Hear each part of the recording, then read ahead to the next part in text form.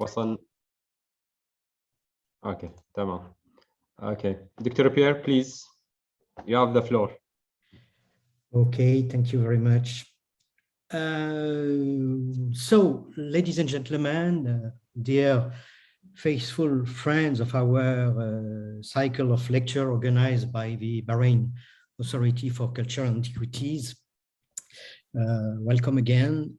Today, you know, it's our last presentation of this series of talks, and we are happy to have again an important audience tonight. A special welcome to His Excellency Mr. Ahmed Al-Dosari, who is actually the ambassador of the Kingdom of Bahrain to Japan. Je regrette, je ne peux pas rechercher de films ou de séries télé par sujet, mais je peux faire une Sorry, there was so a special welcome, I was saying, to His Excellency Mr. Ahmed Al-Dosari, the ambassador of the Kingdom of Bahrain to Japan, who is among us. And precisely today, our speaker will be the leader of the present archaeological expedition conducted in the Wadi Sail area by a Japanese expedition, which is now led by Dr. Masashi Abe, who will be our speaker tonight. This expedition was launched some years ago by Mr. Takeshi Goto, the late Mr. Takeshi Goto, who was curator at the Tokyo National Museum. As far as our speaker is concerned, after working as a specially appointed researcher at the University Museum of the Tokyo National Museum, of the University Museum of the University of Tokyo, sorry. He was also later assistant professor at the Institute of Advanced Studies of the Waseda University, still in Tokyo, and senior, now holding a position of senior researcher at the Tokyo National Research Institute for Cultural Properties. He is an archaeologist of the ancient Near East, specialized in the late prehistory and Bronze Age of this region. He received his PhD from the Liverpool University, which was dedicated to the late Chalcolithic and early Bronze Age stone tool production in South Jordan. So today, Masashi Abe will talk about this expedition presently conducted in the Wadi Sail sector of Bahrain, and the screen is for you now, Masashi. Thank you very much for the introduction. Yeah, could you wait? I will share my screen.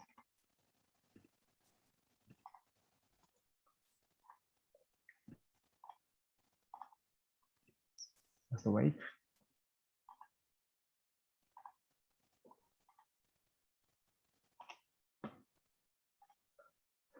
So can you see the screen? It's okay, perfect, no problem.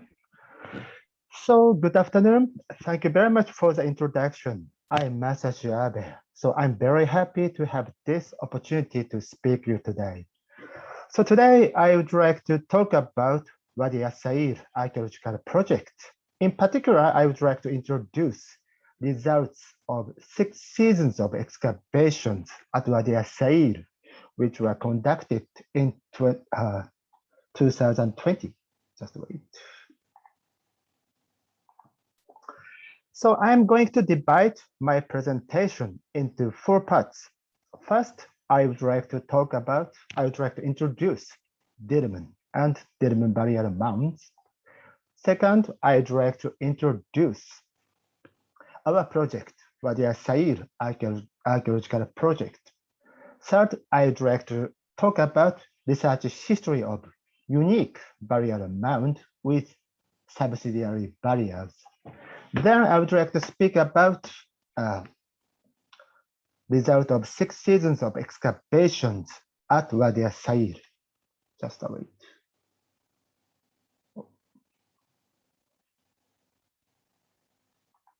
Yes. So as you know, Dirman is an ancient state mentioned in Mesopotamian texts. So Dirman dominated maritime trade and flourished during the period between 2000 BC to 1700 BC.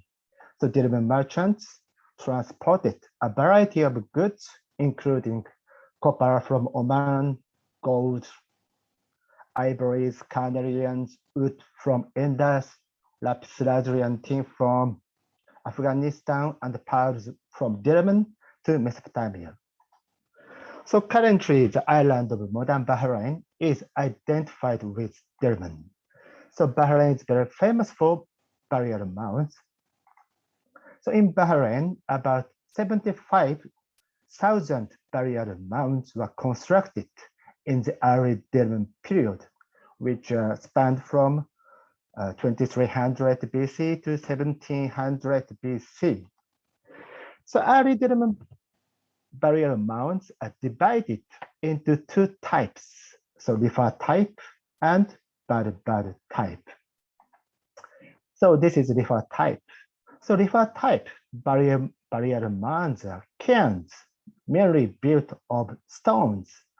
So they were constructed during the period between 2300 BC and 2050 BC. So during this period, a large group of Amorites probably immigrated to Bahrain, and they laid foundation of Yemen. So the diameter of Rifa type burial mound is usually 6 meters on average. However, few burial mounds are larger than 10 meters in diameter, and some of the large burial mounds are encircled with a ring wall. These ring burial mounds are interpreted as burials of tribal leaders of Amorites. So in contrast, Bad type burial mounds, they have earthen mounds. So they were constructed in the period between 2050 BC to 1700 BC. In this period, Yemen dominated maritime trade and kingship developed in Bahrain. So the tribal leaders of Amorites probably became kings of Yemen, and large royal mounds were constructed in Bahrain. In Yemen, usually one person was buried in one burial mound. The dead was usually buried in a crouching position, facing the north and head to the east. But the preservation of human bones are generally very bad. So in Bahrain, there are several burial mound fields. So black areas show the distribution of Bad type burial mounds, and dark gray areas show the original distribution of Rifa type burial mounds.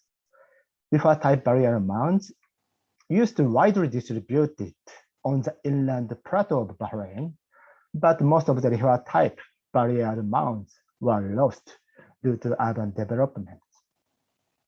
So the next I would like to introduce our project, Wadi السيل archaeological project.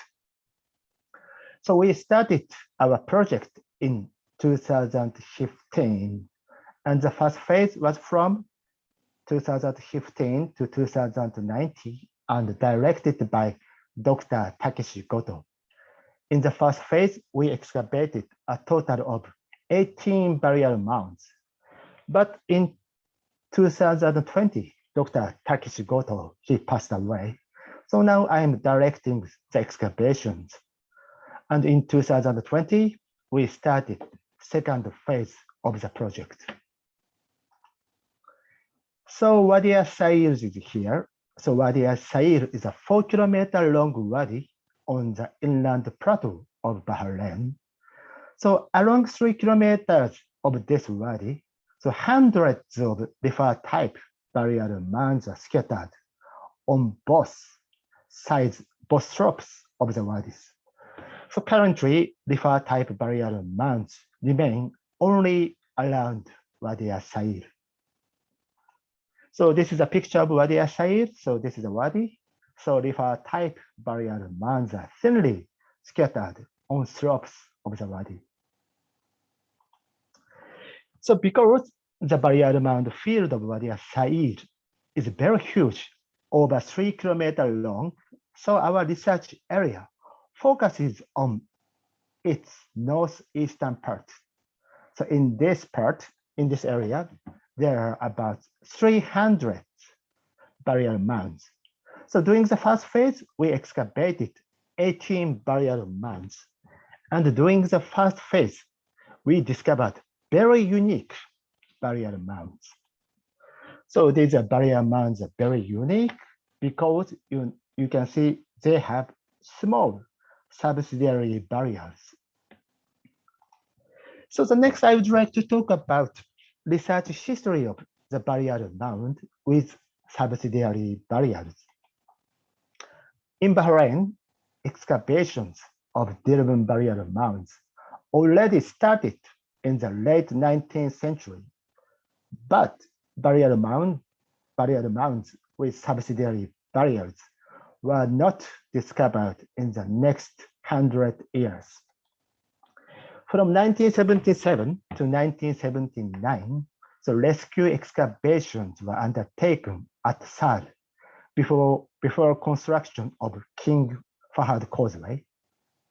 So during this rescue excavation, barrier mound with subsidiary barriers were discovered for the first time in Bahrain.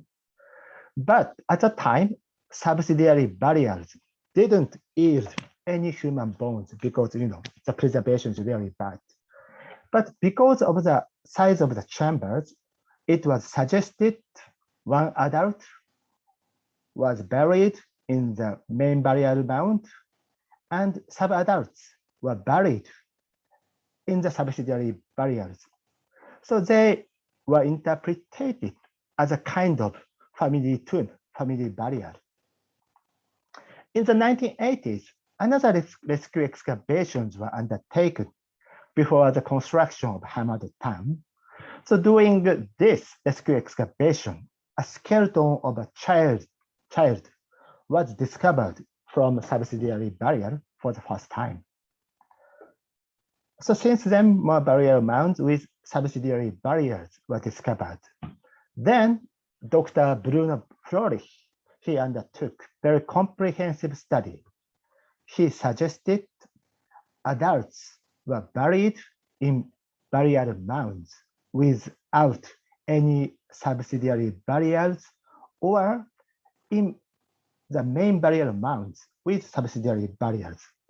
And he also suggested sub-adults below the age of 16 years were buried in subsidiary barriers. So according to him, in Dirman, the barrier mound was constructed when he or she became adult, around 16 years of age. Then he or she got married and child was born.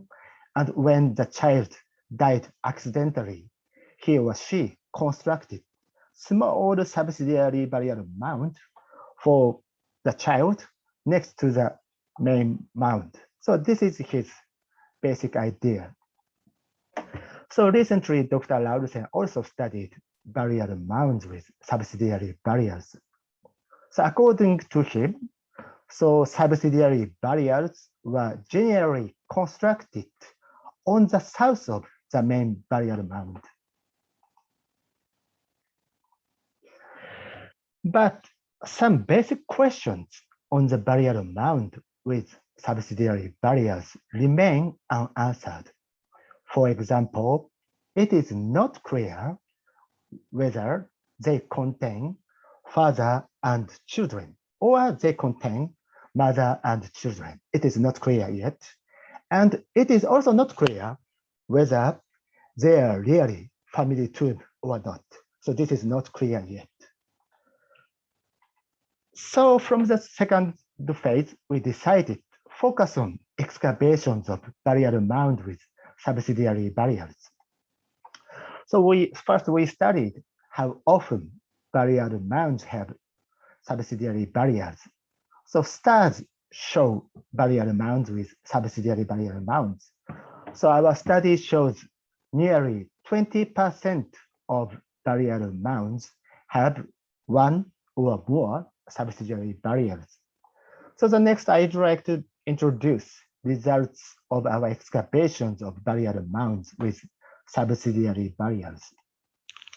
So this barrier mound we called WS107 was excavated in the first phase. So you can see one subsidiary barrier was discovered on the south of the main barrier mound. So this is a very typical barrier mound with a subsidiary barrier. And we call this type 1.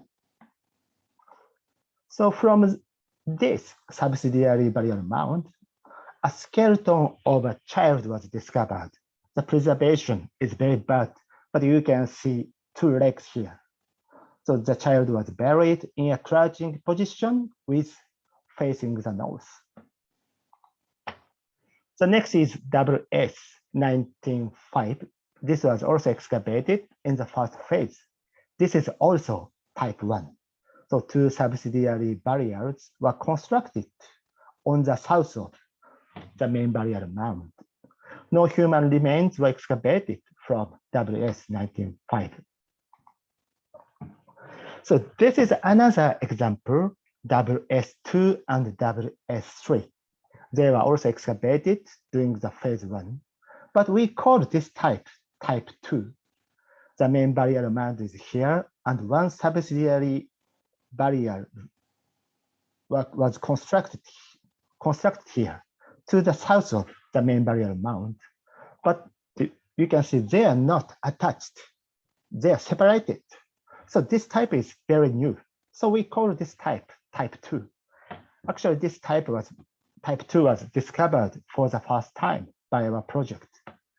So from the main barrier mound, we discovered fragments of adult bones, but from WS3, no human remains were discovered. But the small chamber of WS3 strongly suggests this is for a child. So this is another example we excavated in the 6th season in 2020.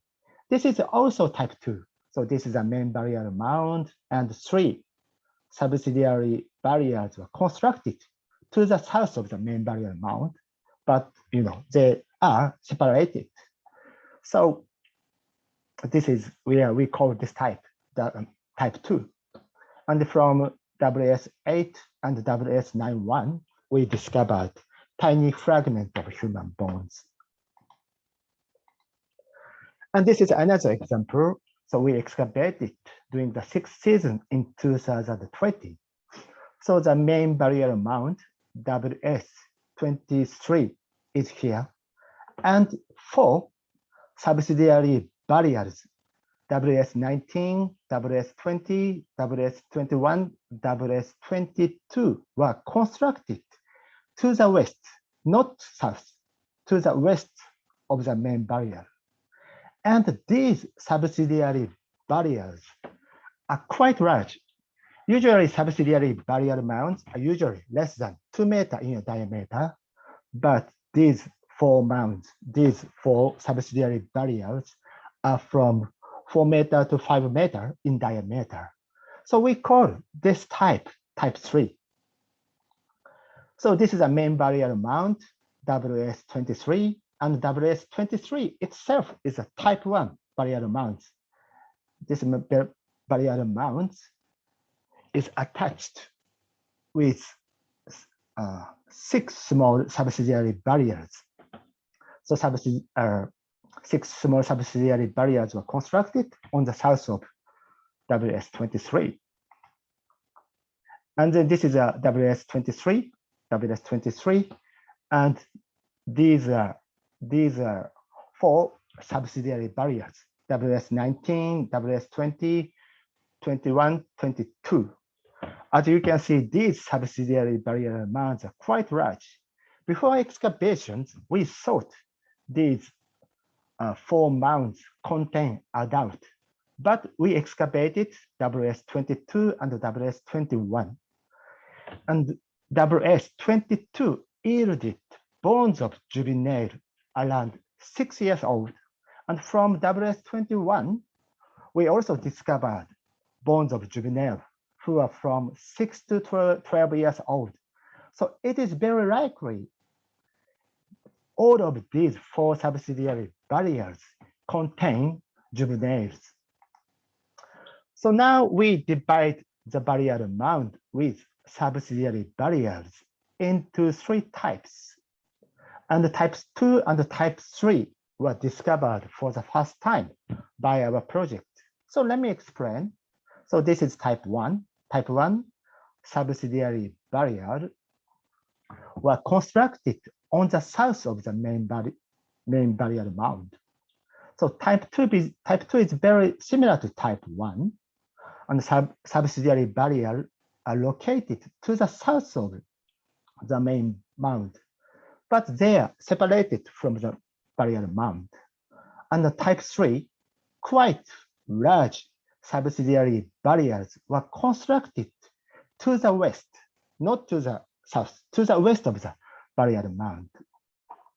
Now I think type 2 is older than type 1, and the difference of type 1, type 2, and type 3 is probably related to the age of buried subadult.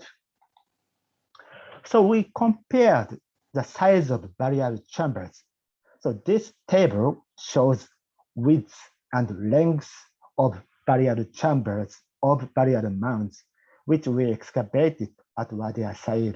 So this is the length of chambers, this is the width of chamber. So I plot subsidiary barriers of type 1, type 2, and type 3. And I also plot barrier mounds without subsidiary barriers and main barrier mounds with subsidiary barriers. So this table shows clear distinction in size of the barrier chamber. So these mounds probably contain adults over 16 years old. The chamber is usually large, and the length of chamber is from 1.4 meter to 2 meter. So the dead was usually buried in a crouching position. So the chambers, I think the chambers are big enough for adults. So chambers of type 3 subsidiary barriers were second largest here. The length of chambers is usually from 1 meter to 1.2 meter. Actually, they yielded bones of juveniles. So type 3 subsidiary barriers are probably for juveniles from 6 to 12 years old. And the chambers of type 1 and type 3, type 2 subsidiary barriers are very, very small. The length of chamber is less than 1 meter, from 0.6 meter to 1 meter. So this is a type 1, type 2 subsidiary barrier. So doing the excavations, kids from Japanese school in Bahrain, they visited our site. So I asked the student to crouch in chambers. Actually, they are 7 years old, but chambers of type 1 and type 2 subsidiary barriers are too small for them. They couldn't crouch inside the chamber. So after I came back to Japan from Bahrain, I did a little experiment. So this is 1 meter long. Actually, he is my elder son, Takeru. He is 7 years old. And he is my second son, Hayato. He is 4 years old. So 1 meter long barrier chamber is too small for 7 years old boy and big enough for 4 years old boy. So judging from the size of chambers, type 1, type 2 subsidiary barriers probably contained infants and children from 0 to 6 years old. And actually, some of type 1 subsidiary barrier yielded a skeleton of a child. And this is for type 3 subsidiary barrier is for juveniles, and these mounds are for adults. So to conclude, so for infants and children, for juveniles, and for adults. So let me explain again. So type 1, type 2 subsidiary barriers probably contain infant or children who are 0 to 6 years old, and type 3 subsidiary barriers probably contained juveniles from 6 to 12 years old, and adults were buried in the main barrier mound. So this is our tentative idea. Still, we have excavated only small numbers of barrier mounds at Wadi al-Sail. But our excavations strongly suggest Dirman sub-adult barriers are much more complex than previously believed. Because before our excavations, only type 1 subsidiary barriers were known. So we discovered new types, and these types are probably related to the age difference. We also studied the grave goods. We compared adult barriers with sub-adult barriers. Actually, there is no difference between adults and sub-adults in grave goods. So subsidiary barriers also contained very precious goods, such as Mesopotamian pottery, Umman pottery, some green pigment for cosmetic, and some faience beads and carnelian beads from Indus, and some malachite from Oman. So these precious items were buried with children, with sub-adults in subsidiary barrier. But there's only one big difference. That is animal bone. Most of the adult barriers contained sheep or goat bones. But sheep, goat bones were rarely excavated from subsidiary barriers. I think we can interpret it in many ways, but in the funerary for sub-adults, I think the feast was not so important. This is my tentative conclusion. So this is the end of my presentation. Thank you very much for your attention.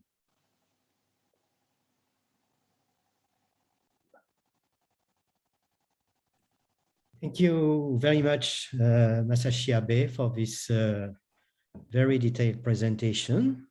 You stick perfectly to the time, so thanks a lot. If there is any questions, discussion is open. If some people want to obtain some precision.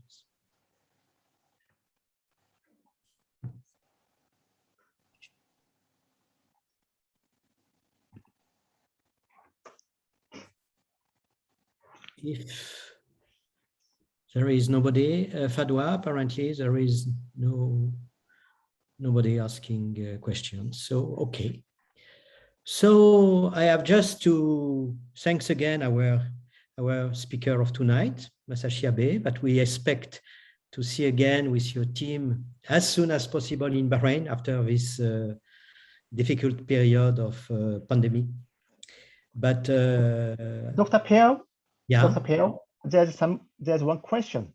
Could you see chat? There is one question.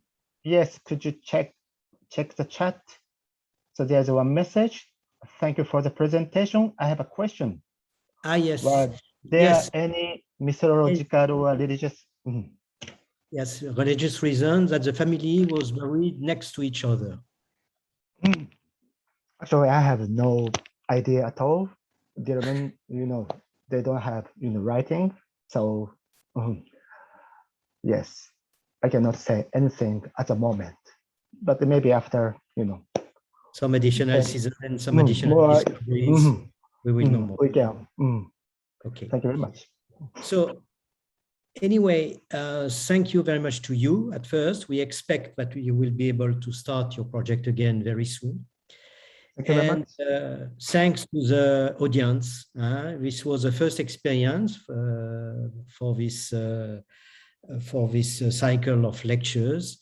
launched by the Bahrain Authority for Culture. I'm sure that Dr. Salman Mari, our Director of Archaeology and Museum, will share my advice. It was quite a success because for each lecture, we raised more or less 60 to 70 people.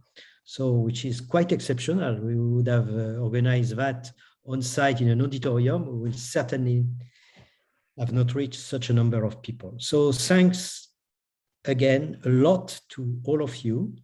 And maybe Salman, you can add last words of conclusions. Thank you, Dr. Pierre, for your participation in introducing our colleagues from Japan, Dr. Abe. Arigato, Abe. My pleasure. Thank you very much. Thank you so much for your time, for your efforts, and for your participation, and waiting and looking forward to seeing you in Bahrain again. I think now you are controlling more or managing the COVID-19 in Japan. It will be open soon, and hope to see you in Bahrain. Thank you so much for all our colleagues from Ministry of Foreign Affairs, and special thanks to Your Excellency, our Ambassador, Excellency Ahmed Ad-Dosari, our Ambassador to Japan. And by the way, Your Excellency, that we have Bahrain had and has a good collaboration with Japan in terms of archaeology since 35 years ago. I think the first archaeological team who came to Bahrain to do excavation was, I think, 1986. And now we have 3 archaeological teams working in Bahrain, in Rifa, Wadi Sail, in Magaba, and in Barbar temples. So this is just to keep you updated with us, Your Excellency, how the relations, the cultural relation with Japan. Thank you, all of you. Thank you so much. Special thanks to our colleague, Fadwa, for what you are doing and for your efforts, for organizing this. I think we have 6 lectures, serial lectures now. You did it very well, Fadwa. Thank you so much. On behalf of Bahrain Authority of Culture and Antiquities, I would like to thank you all again. And I hope that you get fruitful and useful information about the archaeology, history, civilization of Bahrain. Thank you very much. Thank you, Dr. Pierre. Thank you, Dr. Abe. Thank you all for all, and hope to see you again. Thank you very much.